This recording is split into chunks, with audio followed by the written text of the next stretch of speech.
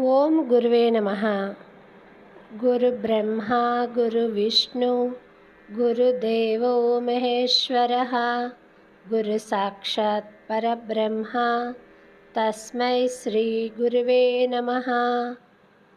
ఈ శ్లోకము అందరికీ తెలుసు, కానీ ఈ శ్లోకము ఎలా పుట్టింది, మొదట ఎవరు పలికారు, ఎందుకు పలికారు, శ్లోకము వెనుక ఉన్న విషయం గురించి తెలుసుకుందాము.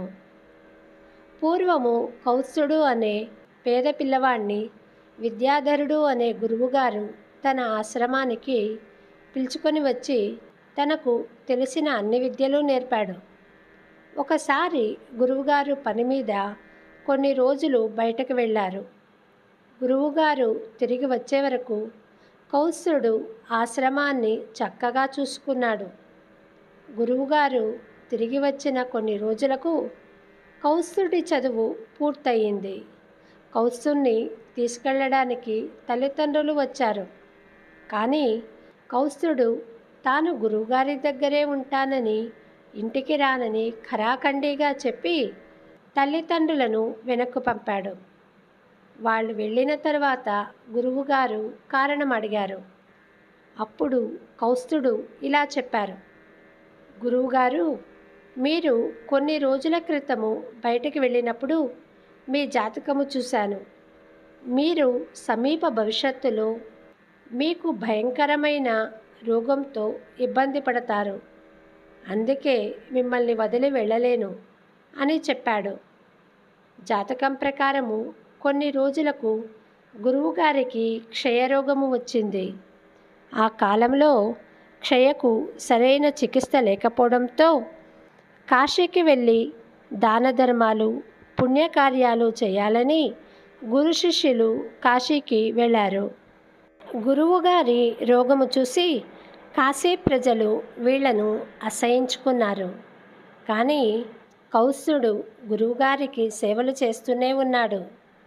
ఎంతోమంది గురువుగారిని వదిలి వెళ్ళమని సలహా ఇచ్చినప్పటికీ కౌత్సుడు మాత్రము గురువుగారిని వదలలేదు.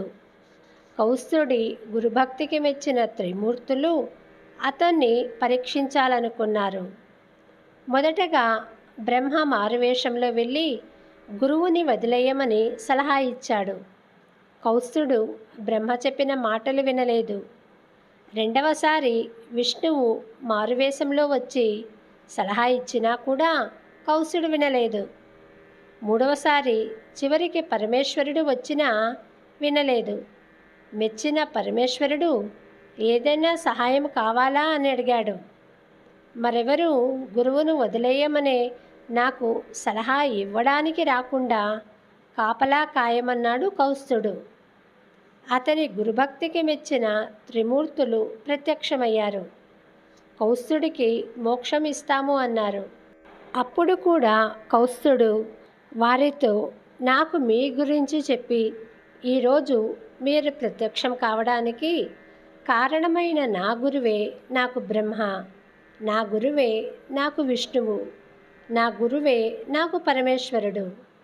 మీరు సాక్షాత్కారం అవడానికి కారణమైన నా గురువే నాకు పరబ్రహ్మ అని అర్థము వచ్చేలా ఈ శ్లోకము చెప్పారు.